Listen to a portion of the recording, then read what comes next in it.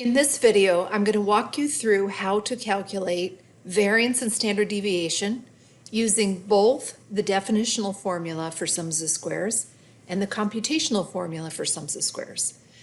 And I'm going to demonstrate this with Excel, so let's dive right in. So whenever I'm calculating variance and standard deviation by hand, I'm going to want to have a little chart ready for myself. This chart says each score minus the mean, and then each score minus the mean squared. Okay, there's a reason why I have that there, and you know that from watching the videos, because we need these things in the definitional formula for the sums of squares. Remember, the sums of squares is going to get us to variance, and variance is going to get us to standard deviation. So think of it as a three-step process. So I'm using the same data that we used when we calculated the mean, the median, and the mode. And before we dive into the definitional formula, let's go ahead and do the first measure of variability, which is range. Very easy. I need to take the high score and subtract the low score. So what I'm going to do is I'm going to sort these numbers first from highest to lowest. So I'm going to go to data and sort. I'm going to continue with the current selection. If I expanded it, it would have sorted everything. So I'm going to sort it from high to low. All right, so our high score is 18 and our low score is 5. So if I want Excel to do math, I put an equal sign, and then I'll just type in, or I'll click on the first score, 18, put a minus sign, 5, hit enter. And there's the range, 13. Doesn't really tell us a whole lot though, so we really do need to get to variance and standard deviation to get a sense of how the numbers vary from one another or vary from the mean on average. So we're first going to have to find out the sums of squares. Now if I can drive anything home to you, it is this. You need to know how to do the sums of squares, that you're going to use it again and again and again. So it's something that you're going to want to practice. If it isn't coming naturally right away, keep trying with it. But the sums of squares formula is right here. And it basically says sum up, well, sum up what? Everything that's in the parentheses squared. So we know from PSY we have to do what's in the parentheses first. And what's in the parentheses is the score minus the mean, or the mu if it's a population. And then the next thing we do according to PSY is exponents. So we then square all those scores, and the final thing we do is add those together.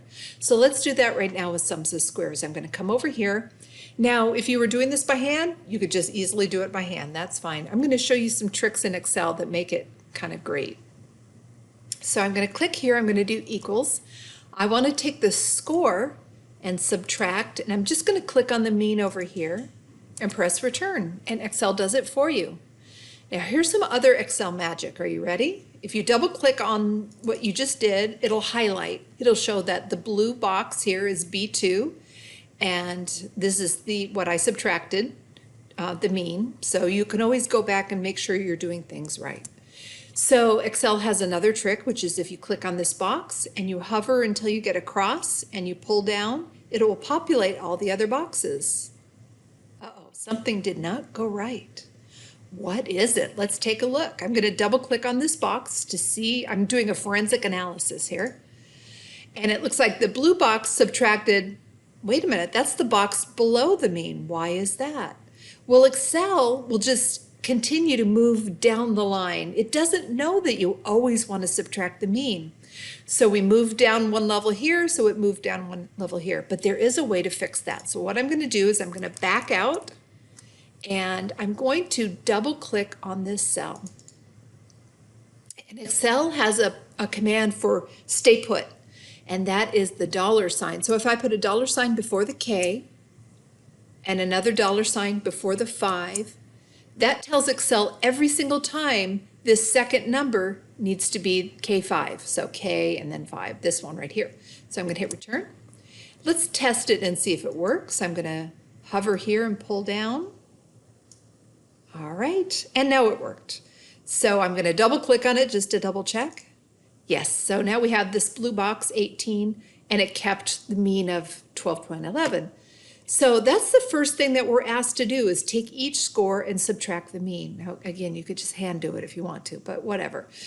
The next thing we're going to do is square these deviation scores. So score minus the mean is a deviation score, and now we're asked to square them all. This is how we do it in Excel. You click on the equal sign, and you click on the number, and then you click on my computer, it's Shift 6, or the little, the little top hat or the little caret. That tells you that you want to square or raise something to an exponent.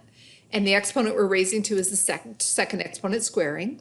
So this means square this number. Boop. Okay. Oh, and sometimes this happens. It goes to a lot of decimals. I think I showed you this the last time. So I'm going to format the cells and go to number and make the number 2 decimal places. Okay. And then I'm going to move it back just to make it, and I'm a little bit particular about things. And I'm going to center it. Oh, no, I know this is like silly, but oh well. There we go. All right, so now I want to drag it down, but do I have to do anything special to it? Well, let's take a look and see. I'm going to drag it down. All right, and I'm going to click on 1 to see if it squared it. Yeah, it squared it. It's no problem because we're only using that one particular number and we're telling it every time that we want to square it, so it worked. So now what we've done is we've now squared the deviation scores. The next thing we're asked to do, the last thing we're asked to do for sums of squares is to sum it up. So let's do that. I'm going to come here. I'm going to go to equals. I'm going to type in sum and double click on sum. And I'm going to select all of these and hit return. And I end up with, okay, there we go. So here is our total. This is our sums of squares. Whoops, right there is 207.78. So what I'm going to do is I'm going to do equals here, and I'm just going to click on this number and hit return, and that just moves it over here. So our sums of squares is 207.78.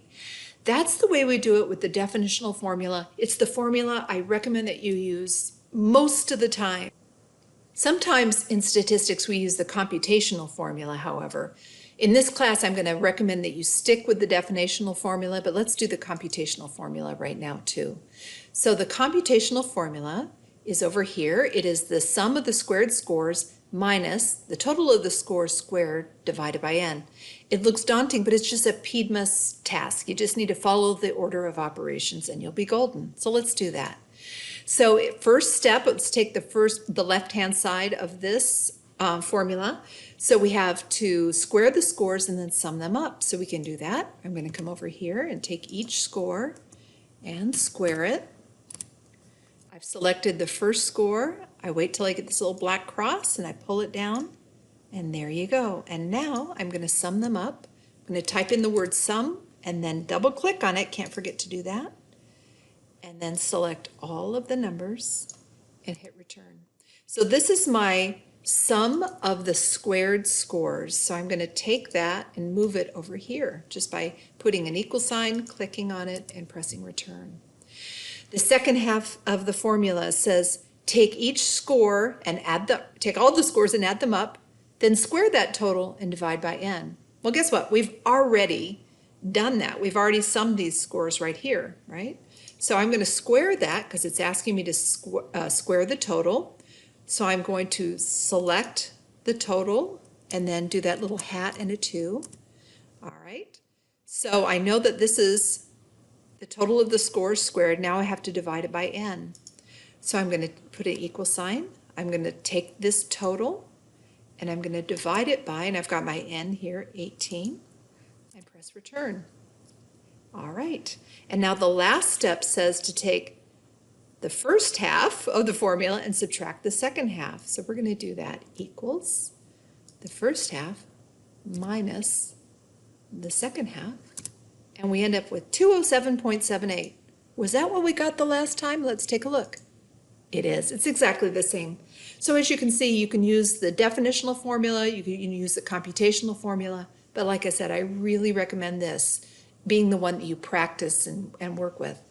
Now, this is the hardest part. Once you know the sums of squares, everything else is easy from here on out. So let's take a look at the first thing we're going to try to figure out, which is population variance. And population variance says to take the sums of squares and divide by n. How easy is that? So I'm going to do equals.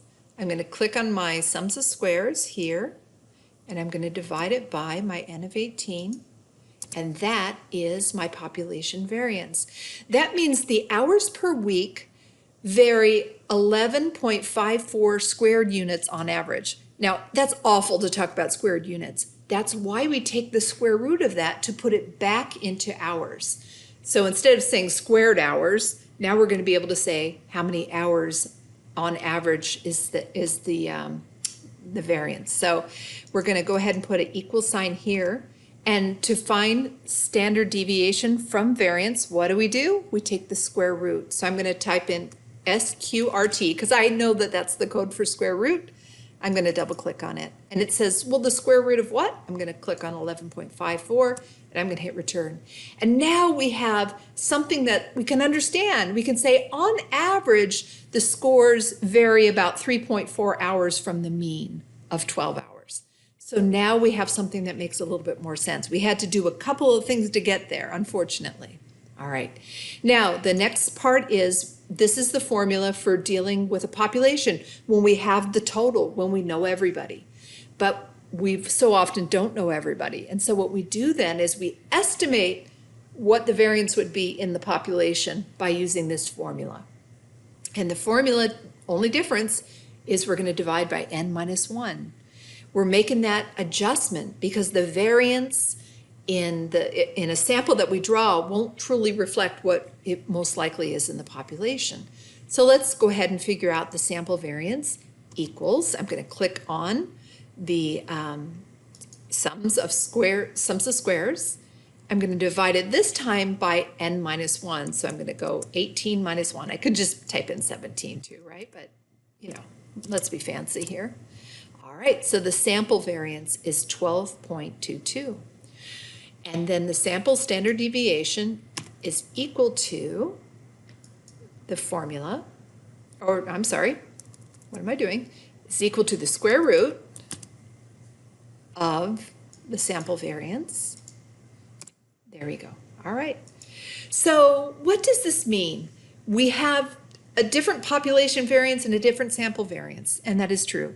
So if these numbers represented the population, we could be confident that this variance is accurate. But if this is from a sample coming from a bigger population, we have to make an adjustment.